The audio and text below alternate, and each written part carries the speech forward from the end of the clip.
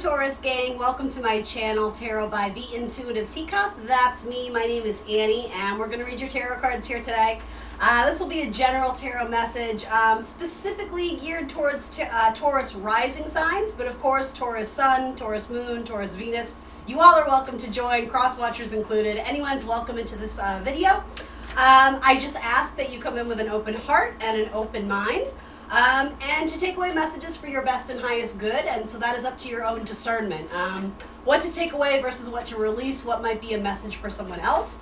I always encourage you to take away what you can and feel out what resonates in the coming days and the coming weeks, because sometimes things may not resonate at the time you hear them, but will resonate so in the future. So just be open to that idea. All right, we're going to hop in, Taurus. Is that all I have to tell you? I think that's it. You're responsible and accountable for all your own actions and decisions. I think most of you know the drill, so we're going to hop in. Ooh, wow, you have a lot of big cards coming in instantly. You have 4 major arcana in a row. We'll talk about what that means in a minute. This week, be very cognizant of your mental health. And by that, I just simply mean taking care of yourself, being aware of what's your limit on anything. Maybe it's feeling like there's too much socialization, or the opposite, too much isolation. Just be wary of where you may be putting in a lot of effort and a lot of work into something, and your body, especially my Tauruses, your body may be telling you, oof, like we got to slow that down, where it's too overwhelming, or something may not be, I don't know, coming into fruition the way you had hoped or anticipated, or the timeline of it may alter slightly. So there's just a simple message here of saying, don't let it get to you. Don't feed that shadow side of you feeling like, okay, things are not going right. It's time to panic. It's not time to panic. If anything, it's time to gain like a broader, wider perspective on the matter and kind of hit reset. Yeah. Don't work yourself to the bone, right? Don't spread yourself too thin. That's all I mean by that. Nothing scary. That's never my intent here. So let's see. So you seem to be going through a major transformation. This week you're showing up sort of as the butterfly who knows it needs to emerge from the cocoon, but that process may be a little bit more slow, but also maybe, I don't want to use the word scary, but there's something sort of intimidating about this next step. But I feel like what's been leading up to it, it's sort of inevitable at this point. So frequently when I get this message, my gut impulse is to say, if this was a change or a transformation that is of your own doing, you know, of your own consent, of yes, I want to take this job, I want to date this person, I want to go back to school, whatever it is, it's like you've made all the decisions up until that point, but now that it's time to leap, it's like you're second guessing yourself. I think it's like you're going back over the checklist, or almost as a way to, not necessarily consciously, but unconsciously or subconsciously rather, avoid that step. It's like, well, maybe I need to check the game plan. Maybe I just need to go through my list one more time, when I think Spirit is saying, no, you're right. This is a big change, but the fact that you're fearing it or dreading something about it, you may be looking at it from the wrong perspective. This could actually be quite beautiful and quite lovely. But any change or any immersion into what is new, unfamiliar territory, you're only human. There may be a few things about it where you're like, oh, I'm feeling like a little bit of a fish out of water here, or some really earthy Taurian example, right? Bull in a china shop. No, that doesn't work at all. But you understand what I mean? It's only natural that this major change or transformation, which is what the Death card is, it is a little bit different, but it doesn't mean it's going to be bad different. I think you have to explore more of that in order to find out. Yeah, there could be something about a business deal, a financial deal, a money deal that's bringing you a lot of concern or anxiety, but I'm not sure it's fully warranted, if that's the right term, or it's not. You may be jumping to conclusions. And the reason I say that, you may be giving up too soon as well. The reason I say that is typically with the moon card, it can talk about fears and anxiety because sorry about the shadow, because it is sort of based in that lunar energy. We think of the term lunacy, or it's based off of something that isn't necessarily real, and sometimes that's good, strong intuition. With the moon, though, I more often tend to think it's that sneaking suspicion of fear, and I would say this to any sign, we don't want to make big decisions in life based on fear. It's okay to be fearful of the unknown if your intuition is calling you to grow in a certain direction, again, even if it's a little bit uncomfortable. But if you're turning back or abandoning ship or something simply because of, oh, this is uncomfortable, but it actually serves a greater purpose in your spiritual development, I would encourage you not to turn back and give up. And I mean, you're a fixed zodiac sign. I feel like giving up is not necessarily in your language or in your blood. So I'm sure there's parts of this that the details will differ for all of you. So I'm sure there's details that I'm not fully picking up on here. But I'm wanting to say that you're letting fear drive the bus when really it's like you need to step back into the power position and, I'm sorry, my throat, and like calm the nervous part of your brain that is leaning too heavily into those fearful emotions. Because no matter what you choose to do in the scenario, and it is fully up to you, Taurus, making that decision when you're not in a clearer state of mind is going to lead you to some sort of, I'm hearing like entrapment or some sort of mistake that I think in hindsight you'll regret. It's a very interesting message this week, and I hate to chalk it up to like, oh, this doesn't seem like Taurus, because that in itself is a bit of a stereotype, right? You're all very different out there, even though you all resonate with Taurus in some way. It's like this week you're really leaning into the emotional side of decision making, and I think you're sort of being asked to come back to yourself and making more grounded decisions. Sometimes the best decisions of all are the scariest ones because it is venturing out of that comfort zone. Out of the status quo, out of what has been always done that way. You know, what is traditional? Yeah. Fear of breaking away from tradition or even doing something that others may view as rather rebellious, Taurus, believe it or not. I actually think this is going to be tremendously freeing for you. This is all about your perspective. Some of you may have decided to switch gears in terms of something you're studying or putting a lot of effort into. It could be something with, it could be something very, what is a good word for it? It's liberating, it's freeing, it's very exciting, but it's very different or atypical from what either you are used to or potentially what your family has brought you up to be. This contradicts the standards or the norm in some way. And I think you're starting to be like, so maybe I shouldn't do it. And really that's the entire point, is that in a way it's like you're meant to lead because you see things differently or you have this innovative idea. Coming up in your 10th house of career, you have like this, it sounded like I was going to say seance. I mean, I guess, maybe. It does kind of have that kind of like pagan maypole vibe to it, doesn't it? I don't know. I was going to say a card of celebration, of liberation, of accomplishment, raising a toast, raising a glass to someone's success or whatever this is. And maybe it's a team success, maybe it's a group success. I mean, whatever it is, it's projecting into the future of your career of something to be celebrated. So I like that quite a bit. But with that, it's almost like you change your mind. In terms of something that you once felt was emotionally supporting you and nourishing you as a person, a spiritual human being, you seem to be like, you know what, I don't need that anymore. But everyone, again, I'm just sort of giving you examples, but it's almost like when you reject that cup, like, oh, I don't need this. I'm going to let that one go. Everyone around you is like, but yes, you do. Don't let that go. You need this. Is it letting go of a job? Is it no longer needing a collegiate degree or going in a different direction? Is it a friendship that you've simply outgrown? Is it a relationship that you've outgrown? Have you come to realize the hard way that the romantic partnership you were in was actually quite stifling and not allowing you to grow and express yourself in an individual way? I could see some of you as rejecting some sort of long-term partnership because you got your groove back, because you recognize your value and your worth and you hold it in higher regard now. And in a way, this might be difficult for some of you to hear, so caution if you're not ready. But if you went through a sort of tumultuous divorce and you're in that point of view of sorrow or spite of, how could this person treat me like that? Why did I deserve this? Why did I have to go through that? I'm just offering you the counter perspective of, well, thank God you went through that, because look where you are now. Look how much you've learned about yourself and how much you need to respect yourself and whatever, set healthier boundaries, fill in the blank. Something that was invaluable, the lesson tied to this very difficult time, that's what you gained from it. So rather than focusing what is being lost, because for some of you, maybe it is bittersweet. Maybe it's not a complete rejection. It's a, man, I thought that was going to work out and it didn't. Either way, this is liberation time for you. Whatever the story is, the individual stories for all you Taurian people out there watching this, this is the dawning of a new day. This is birthing yourself into a new era. This is liberating yourself from something that was holding you back.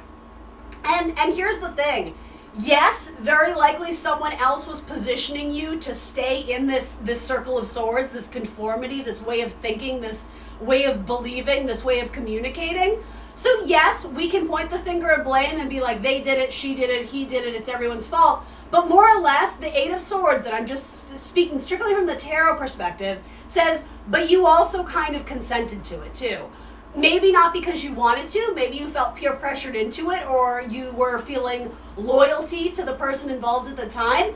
But I'm just here to say in a very blunt, truthful way, something about this has changed now and you're no longer okay with it. So again, this may come for you guys at different times in a very beautiful, positive way. You have to be ready to leave what is familiar. Any 8 in tarot is liberation. That is the key tied to it, right?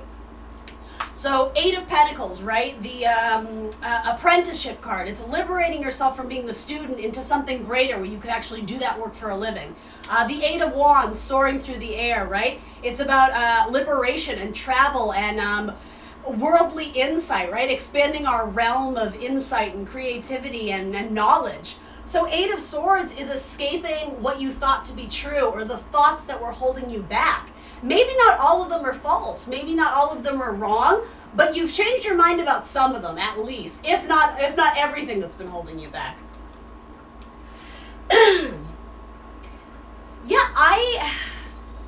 Give me 1 second. I want to phrase this in a way that is appropriate. I almost want to say a hidden enemy has revealed themselves. And the level or the degree to which you feel they are an enemy, that's going to be different for all of you. I'm not saying this person is like the reincarnation of the devil, right? Let's not jump to that conclusion. But I do feel like there was a false connection or a false friendship, a false partnership, which in time you started to see their true colors. A little bit of illusion, a little bit of mystery or conflicted feelings of, well, this person has been my best friend, but what they're doing or saying actually feels kind of demeaning or degrading or belittles me or doesn't, is not validating my desire to grow and become this or that. It's like, I think someone was positioning themselves as questioning you on something and you were willing to consider that maybe you were wrong or more willing to invest in opinions, like outside opinions. But that's exactly what I mean. In time, I think you're going to realize, like, no, like, I'm right to want to do this. And as much as I want to emphasize, of course, make healthy decisions that are not maliciously trying to, hurt or wound anyone, right? That's coming from a negative place. That's coming from a place of toxicity or ego, right? I don't get that, though, from your storyline. I think there's something you've been resisting or denying going after because someone in your very close circle of friends, family, co-workers, whatever, there was almost like a little bit of sabotaging energy and almost like drinking the Kool-Aid. Do you guys know that expression? It's forcing their beliefs onto you and you being like, yep, okay, that doesn't taste good, but everyone else is drinking it, so I guess I will too. And I'm using this in metaphor, but the mere fact that I even said that too, that almost makes me think of someone in your life who may be struggling with alcoholism. And that could have been you too. That may have been a side effect of needing to numb an uncomfortable energy that it like intuitively felt it around you, but there's like a realization that someone you were keeping in your inner circle didn't maybe have the best intentions for you. And again, that really doesn't point out much about you. It really points out areas in their life that they have to heal, but again, they may have been projecting that onto you. I don't mean to be such like a bummer. I hope this is actually helping some of you out there who've been struggling with this. I am going to try and get you some other fun messages too, but that's the one that really wanted to come through the most. So I think we've sort of covered that. Liberate yourself. That's my biggest theme. You do not want to be shackled to this guy. So whoever or whatever, maybe it's a situation, maybe it's a role that you have upheld, being the responsible mother and this and that, and now your kids are off at college and they're living their own life and you get to have a fun life, right? Where have you been sacrificing for the purposes of other people? It's not always the devil in this ugly form. Sometimes it just becomes, I wouldn't say an addiction issue. I mean, it could be that with the devil, but something where it's just become so familiar, we assume that it's our fate, that it's our destiny, but really it's holding us back from discovering or exploring things that we're meant to explore. I almost see this too as like, in metaphor, this may actually have to do with something about prison too. A father or this or that, whatever, it doesn't matter. But I almost see this as a metaphor of like someone hands you the key to get out of this mental prison and you almost don't know what to do with it. Some of you are still not fully understanding that you don't have to live here anymore, or believe that thing, do that thing, participate in that activity, whatever it is. I think there's a fear of abandoning your previous narrative or the people you used to work with. There's a lot of concern, my Taurus squad being ruled by Venus, right? About not wanting to disrupt the balance or the peace or disturb. Like, it's like I'm hearing calm waters. You don't want to bring this upswell of change and you're fearing how uncomfortable it's going to make everyone else. It's like, you know what, it's easier if I suffer because at least I know I can do it. It's like, again, this has been your story or your title for so long, you're just like, it's fine, I got this. I don't want to project this onto anyone else or make anyone suffer because I decided to leave my job. I decided to quit, but who's going to do that job? Who's going to do my work? Don't worry about it. It's not your business. It's not your responsibility to figure it out, right? It doesn't make you a bad person. Honor your gifts, honor your voice, honor your talents, and don't suffer in silence because of other people. Apathy, aloof, discomfort, but just living with it. I see that being a negative side to this. I don't want this, but I'm being forced to drink it, so what am I going to do? Well, do something, do anything. I'm giving you a pep talk here, Taurus. I hope you're not offended by my kind of harsh truths here, but I get that there's absolutely elements of this tarot reading that could feel a little bit uncomfortable as the recipient, the listener of this. So take it in stride, right? I'm not saying you have to do a 180 on your life tomorrow. I would let this sit. I would revisit this in another week or two and see if any of this resonates deeper or stronger. But if you are resonating with this at all, I feel like this is like unleashing a flood that you were trying to hold back with like sticks. Or do you know what I mean? Like, this is the releasing of something great and it's like you just can't keep it pinned up anymore. So in a healthy way, it might be good to work through this consciously, knowing that this is something that is begging to come out of you and liberate you in a more spiritual capacity, versus, again, suppressing it and suffocating it as not to disrupt the harmony in your relationships.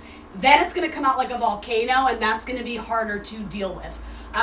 So yeah, like almost like a nip it in the bud type thing. But actually, I think this is going to be a huge change for you, and really, really challenge yourself to see going at it alone or individualizing yourself from others is actually something very positive. It might be a little bit scary. You may be very used to the compatibility of teamwork or team dynamics or partnership. I do feel like you're being asked to step into your power in a more individualized way. And you have friends around you that will support you. In fact, I almost get the sense that you have really good friends that have been encouraging you to do this for a long time, but maybe you weren't ready to hear it. I do feel like there's a lot of confliction about what you're being told. It's like your husband wants this or your wife wants that, but your mother wants this and your brother needs that and your children need this. It's like there's so many opinions. I think you have lost sight of what your own is, or if your own point of view is even valid, or does it make me selfish? I see a lot of that. The right people want you to do what is best for you, even if it makes them a little bit uncomfortable. There is some sort of influence of manipulation, again, like a hidden enemy. But the thing is, if you don't know who this is now, and I think most of you do, I'll be honest, intuitively, I think you've been sensing this for a long time. If you don't, no big deal, because here's the thing. Eventually this person is going to make themselves known. Eventually this person is going to come out or do something or say something that really does cross the line with you, where you reach a point where you're just like, you know what, I know exactly what to do now. Like, thank you for making it clear and batting me over the head with this 9,000 times. You know, the 9,001th time, I get it now. Because it's like you've been putting up with something for far too long, and I think the universe is really wanting you to step into your power to initiate the change around this topic or subject matter or relationship or person. You guys get it? All right, we're going to move on. I feel like showing up in your house of dating, you're feeling a little bit defeated, or, yeah, I feel like you're a little bit rejected, or you may be feeling a little bit rejected. There's a couple messages coming up here, though. I also have a message for some of you. You're jumping to assumptions or conclusions that this person doesn't want to be with you, or they don't like you, or they weren't impressed by you, when I don't think that's it at all. What is this, please? And this message always sounds so harsh to me, but I'm just going to relay it. This is not my beliefs, to be very clear, but some of you who may be single parents, you may look at your children as a deal breaker in terms of who's going to want to date you. And again, that's all up here. You may be jumping to conclusions that because you have kids, that's like baggage or whatever. And again, that's this. That's completely a false belief that you may believe to be true, but I think you really need to ask yourself, well, where does that belief stem from? Is it your belief, or is that what, your ex from 3 years ago told you? Something like that is coming through here. Specifically regarding the topic of children, you may have differing opinions on starting a family with a romantic partner or something like that. What is this about, though? So I feel like you recently connected with someone, and because they're not engaging with you super actively, you're assuming that they're just like the rest, or they're just going to reject me, or they don't love me, or, things that you may not consciously be aware of, but sort of this like, I'm unworthy of that, or I don't deserve love. I think this person is just going through a lot right now, things that really have nothing to do with you. Like, this person is exhausted, so asking them to participate in a relationship that connotates checking in with each other, I'm not sure they're able to do that right now. And I don't even necessarily, I don't even get the impression this is like a hit it and quit it thing. I mean, that could be a scenario for some of you. That's not what I'm reading right now. I get this idea you connected with someone and maybe they jumped the gun in terms of getting back into the dating world, because I don't think they're ready to. I think this person is going through a lot with their career, with their family, with whatever this is. And so by default, you're like heavy-hearted because you're like, oh, like kick rocks. It never works out for me. I think you're going to hear from this person again. I do. I think they need to figure their own stuff out. Again, I think they're dealing with a lot, and it probably doesn't have a lot to do with you.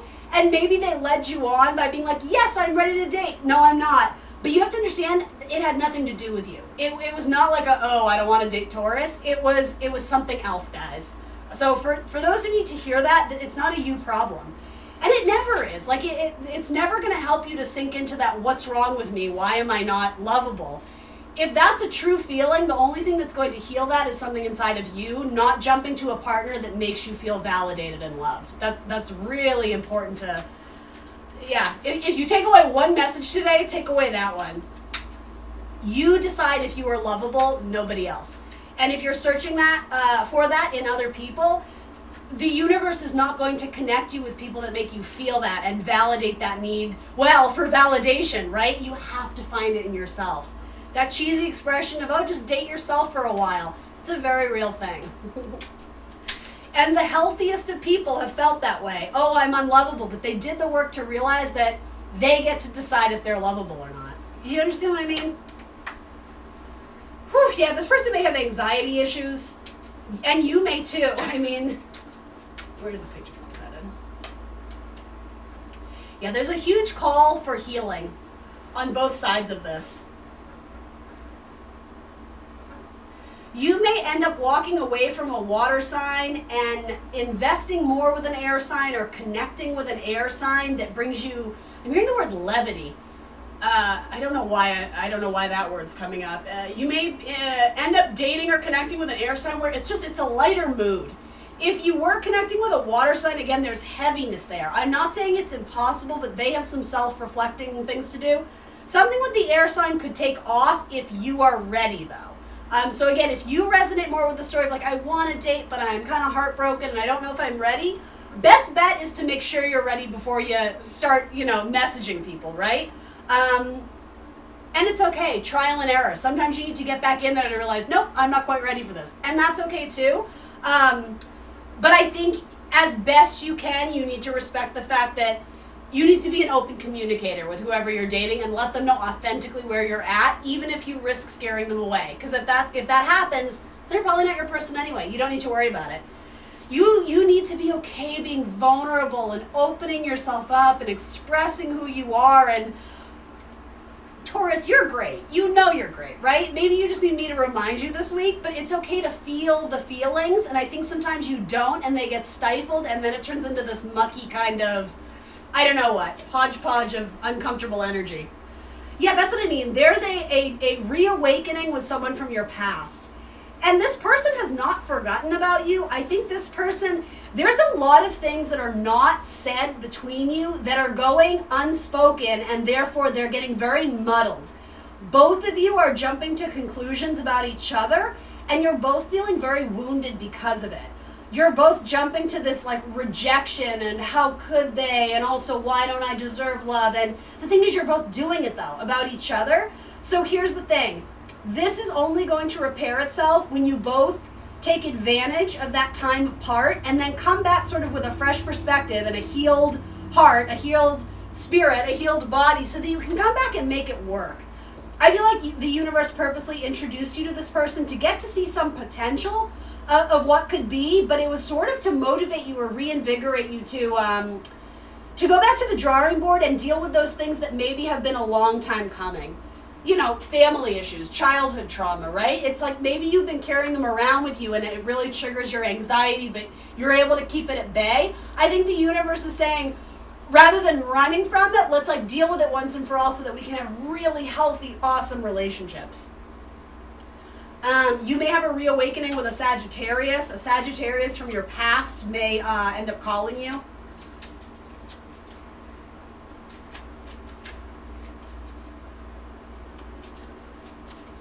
Someone went out on a limb for you, a coworker. I don't even know if this is related. This may be a whole other story.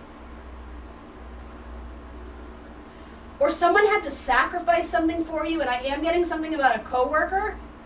Or, oh gosh, these are all over the place.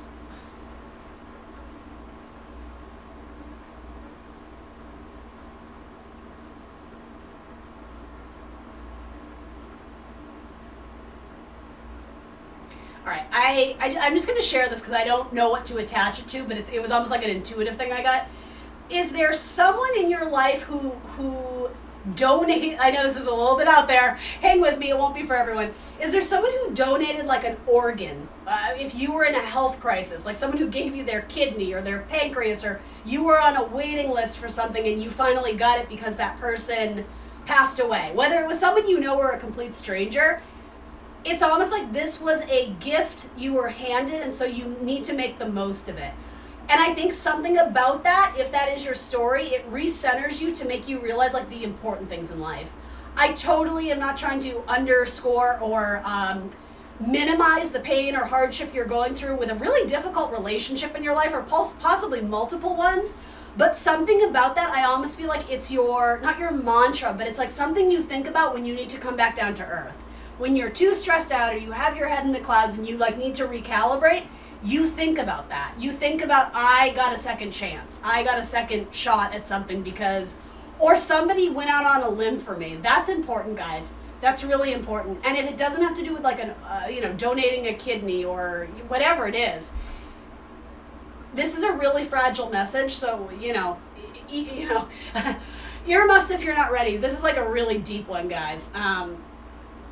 There may have been a situation for some of you, and this may be where a coworker comes into it, or a best friend, or a cousin. If you were in some sort of, and this is in the past, this is not, I am not predicting anything.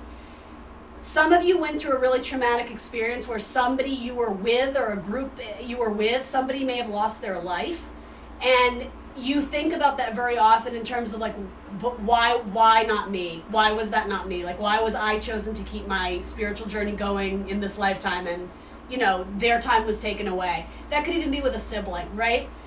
I don't know exactly why this message is relevant, but of everything I've shared with you, I have like a lot of my guides or whoever helps me do this is really asking me to bring you back to your center, because that moment is important for you. Something about that moment either initiated something very big for you. Yeah, this is super important. I have chills all over. I don't know what this is, guys, but I'm being asked to relay that to you. Who sacrificed their life for you?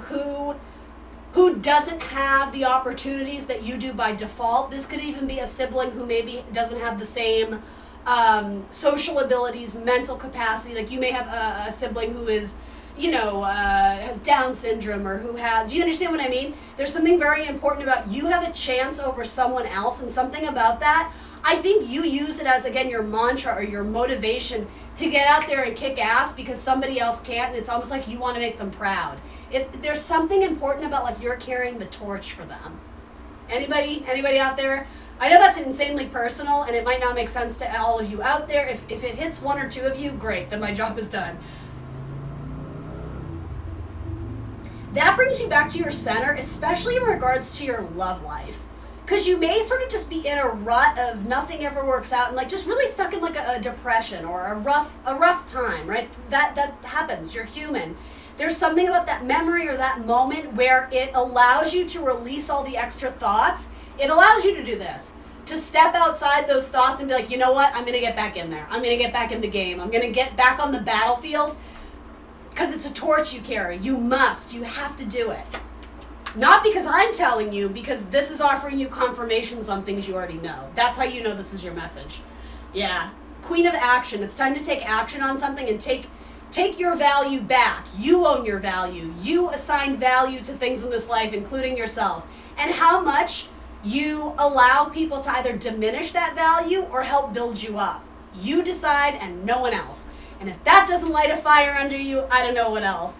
I feel like Tony Robbins over here. That was a heavy message, but it was actually really beautiful. Like that got me in the feels, so I hope that got some of you too. And I mean, keep in mind, if that isn't your message specifically, maybe that's someone else in your life who needs a similar pep talk, right? If this is your spouse, your husband, your wife, who maybe they lost a sibling when they were a child, there's something very significant about that moment where it reinvigorates that lack of zest or enthusiasm. It brings someone back to their center so that they can go again. Anyway, all right, I'm going to leave you guys with that. Knight of Cups, yeah. What nourishes you, whatever that is, move towards it. Drink your own damn Kool-Aid. Don't take the Kool-Aid that's been passed to you. Choose your own cup. I love that. If I gave these videos titles, that's what I would call yours. Choose your own cup. It's like choose your own ending, right? Remember those stories? Taurus, you beautiful baby. I love you. Thanks for joining me today, guys. Please like the video. That really does help me. Subscribe to my channel if you haven't already. Word of mouth is huge. If you enjoy my channel, if you like these messages, tell your friends, tell your family. I would appreciate it, guys. If you want to book a personal, shoot me an email. I'll get you squared away. Other than that, I will see you soon for more tarot. Bye, guys.